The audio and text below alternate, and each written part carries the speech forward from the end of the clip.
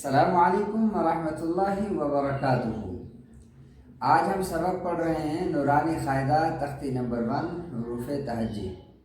بسم اللہ الرحمن الرحیم۔ فا میرے ہونٹوں کی طرف دیکھیں۔ قاف،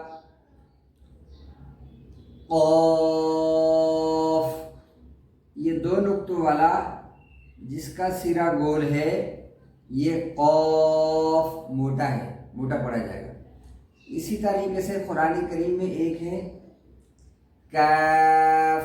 اکثر لوگ قاف اور کاف میں غلطی کر جاتے ہیں، کاف کو موٹا پڑ جاتے ہیں اور بڑے قاف موٹے قاف کو باریک کاف پڑ جاتے ہیں۔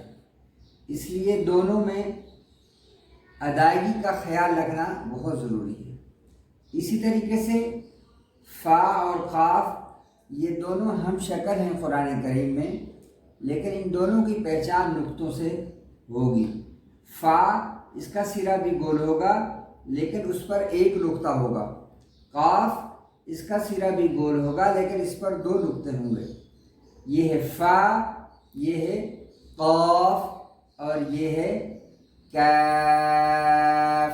یہ موٹا پڑھنا ہے اور یہ باریک پڑھنا ہے۔